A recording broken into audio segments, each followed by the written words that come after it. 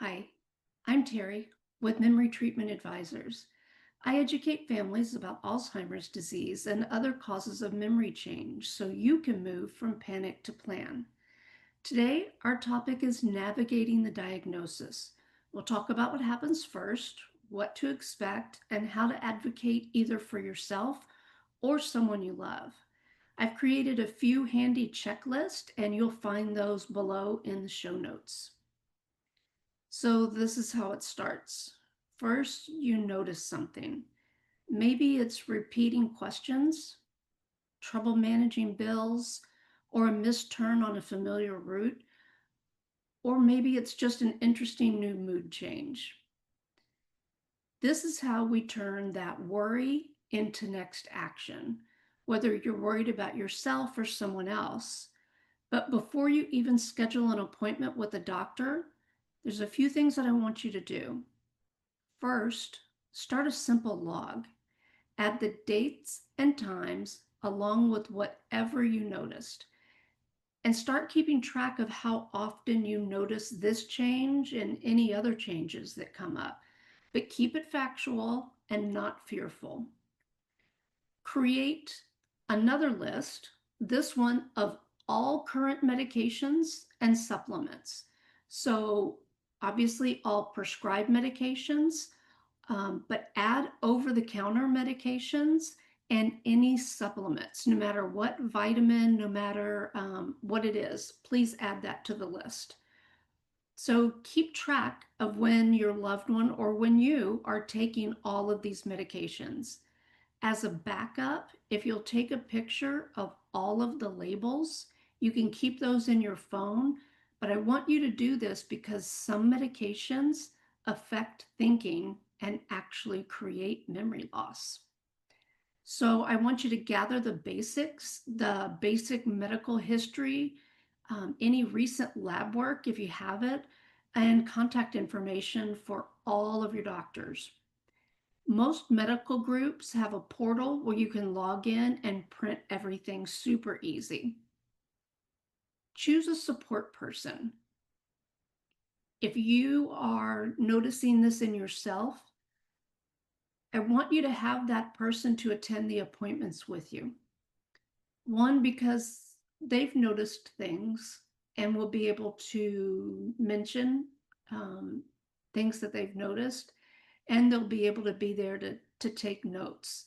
And a second set of ears is always beneficial. We don't have all the answers. We're not looking for all of the answers right now. Right now, we just want a clear picture of what you're experiencing or what you're seeing in someone else. About half of the people experiencing memory loss do not know that they're experiencing a problem. The other half of the people are very well aware of it, and they're working very hard to make sure no one notices it. So, who should you go to for this evaluation? Most people think to start with their primary care provider, and that's a good start. But before you make that phone call and before you schedule that appointment, I want you to consider something else. If you book an appointment with your primary care provider, all of the doctor's notes will go into your file, obviously. If you use your insurance to pay for that appointment, your insurance company will have access to all of that information. This will begin a long trail of information back to your insurance company, and you will be flagged as a person experiencing memory loss. If you have not secured your long-term care insurance yet, you will be denied. You will also have a significant amount of trouble purchasing life insurance if you can buy it at all. I know that our medical histories should be private, but your insurance company, all other physicians, and all pharmacies will have information or access to that information. So what I'm going to encourage you to do, I suggest, is that you schedule an appointment with a research center, specifically an Alzheimer's research center. Their records are 100% private and confidential. Not even the manufacturer funding the research or the NIH will know your name. They only know you by number. This will give you a little bit more time to meet with an attorney, to finalize your will, to create or finalize a power of attorney, both a financial power of attorney and a medical power of attorney. It'll also give you a chance to purchase long-term care insurance and life insurance. But do not put this off. And don't wait to schedule an appointment to be evaluated. You can do that with an Alzheimer's research clinic. Whether you're ready to accept it or not, the decline has started. And every day that you put it off is another memory that's lost. So for those of you who would like to follow my recommended path, you're welcome to reach out to me. I'm happy to provide you with the information on Alzheimer's research centers or clinics that are closest to you. I can provide that information to you through a free clarity call, over an email, or even a social media DM. I have information on every research trial taking place within the United States. And I have contact information for each one of those trials and each one of those locations. So I would never charge a consultancy fee to provide this information to you. So please don't hesitate to contact me due to an issue with money. I will never hold back on the information that you need to thrive. If you already have your insurance and legal needs addressed, I'm going to encourage people to still start with an Alzheimer's research clinic. The people who work in Alzheimer's research are some of the most amazing people you'll ever meet. Every one of them is on the cutting edge of treatments. All of the treatments that are available to you or to your loved one. There is not one primary care provider or neurologist who will know more about the treatment solutions that are available to you today. Some of those treatments are FDA approved, and some of them are still under investigation. But those Alzheimer's research physicians will be able to offer you more solutions and more information than any provider on this planet. So with that said, I still understand and accept that most patients will still feel more comfortable following a more traditional path to care. So for most people, your first stop is usually your primary care physician. But when you call to schedule that appointment, be sure to tell them, we're concerned about a few new memory changes and we would like an evaluation.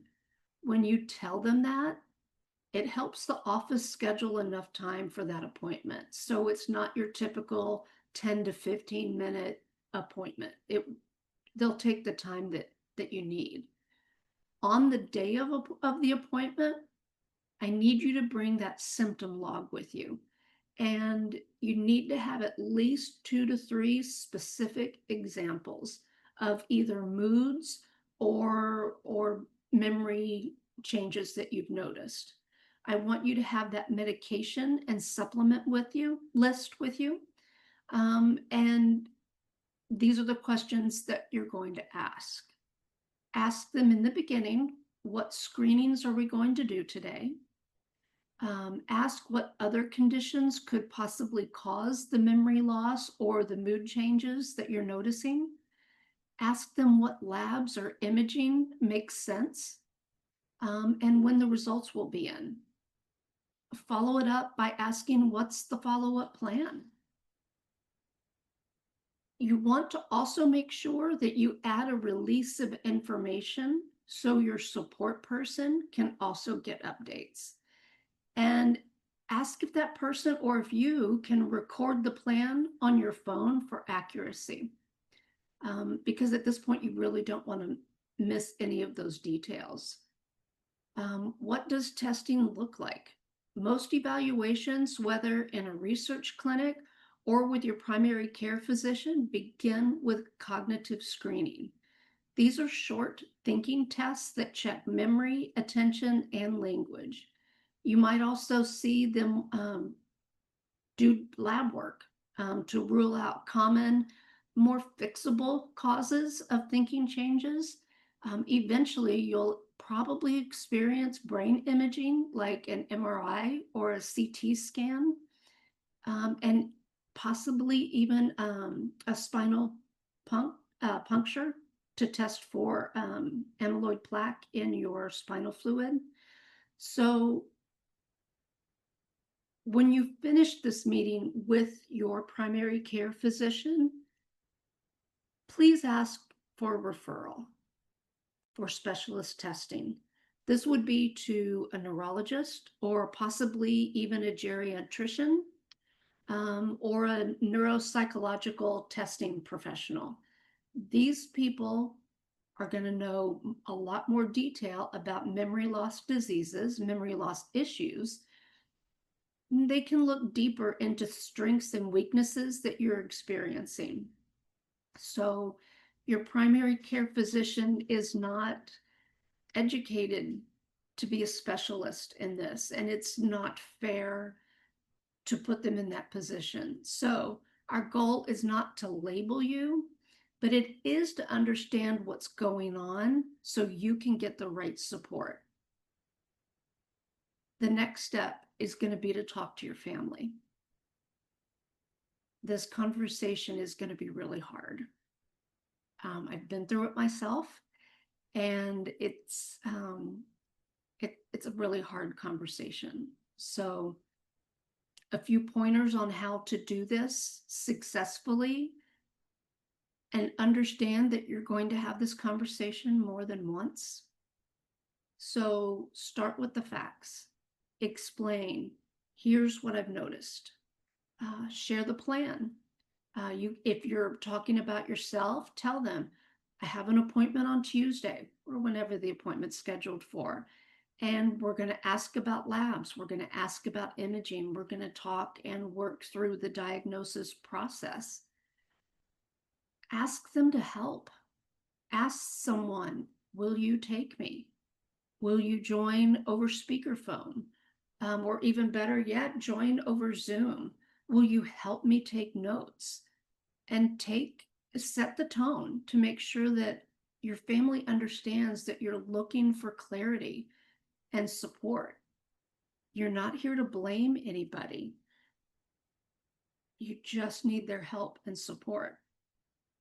It is not uncommon for emotions to run high, especially if you are the person telling someone that you're noticing these changes in their memory. So if emotions run high, press pause. Most people just don't understand what successful treatments are available to treat memory loss. I suspect that maybe 5 to 8% of the people in this country know that there's any medication or any solution available.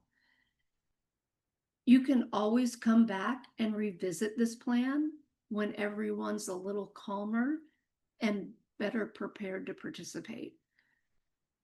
But for most people, when they hear, I think you're experiencing memory loss, they think that that's a death sentence. And so, again, just understand that this is a conversation that you're probably going to have more than once. Your physician, once you get to the appointment, will talk through all the options based on the cause of the symptoms. This could include medicines for symptoms. It might include lifestyle changes, dietary changes, sleep, exercise, a more active social connection. One of the important things to talk about is safety planning. We have to keep you safe. And so that's a priority. They will probably talk to you about clinical trials or specialty clinics. I encourage you to open that up and learn more. It's okay to ask, what's the goal of the treatment? What are the benefits? What are the risks? What should we watch for? And when do we check it out again? Ask your physician for community resources. There's also awesome caregiver education that's available. There are support groups, and there is a lot of planning help out there.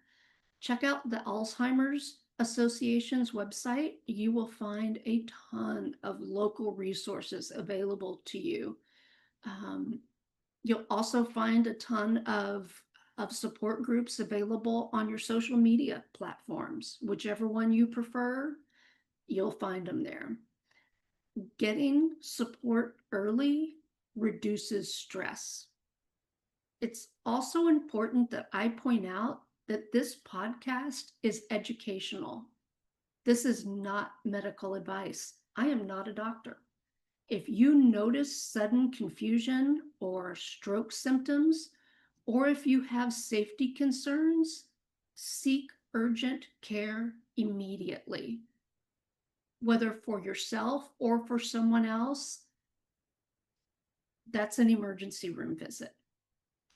So I have a starter plan that I've created, and I want you to follow these steps to get the care that you need or for someone that you love.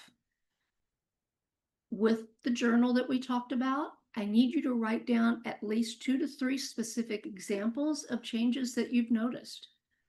Book your appointment with either your primary care provider, or better yet, an Alzheimer's research clinic. Be sure to tell them when you call and schedule the appointment that you're contacting them due to changes in memory. Bring all of your medications, your symptom log, and that support person. There are very common medications that are in your medicine cabinet right now that do cause memory loss. The biggest and most significant one is Benadryl. We all have Benadryl in our homes. Lots of us have NyQuil in our homes. And that medication absolutely creates memory loss in people. You're going to ask about the screening labs and imaging. You're going to make sure you understand when those results are expected to come back, and schedule a follow-up before you leave. Make sure that you have the resources you need to get through the next couple of weeks, and stay strong. That's one of the hardest things with this. But stay strong and do not put this off for another time. You might think, oh, it'll just be easier if we do this after Christmas, if we do it after Labor Day, whatever. Last year, I worked with a lady who, with her husband, decided to put her treatment off. And by the time they got back from an extended vacation, they needed to take the time to catch up on everything that they missed. And by the time that was done and they scheduled her new evaluation, she had declined past the point where she was eligible for Leqembi or Kisunla. It can be that easy. It can be that quick to miss that perfect window when those medications work best for you. So, as I mentioned at the beginning of the podcast, I've created 2 different tools to help you find the help you need. The first is an appointment checklist, and the next is a list of 10 questions to talk to your doctor about. They're both in PDF form, so you can easily download them and print them to get you to the next step. That's your roadmap.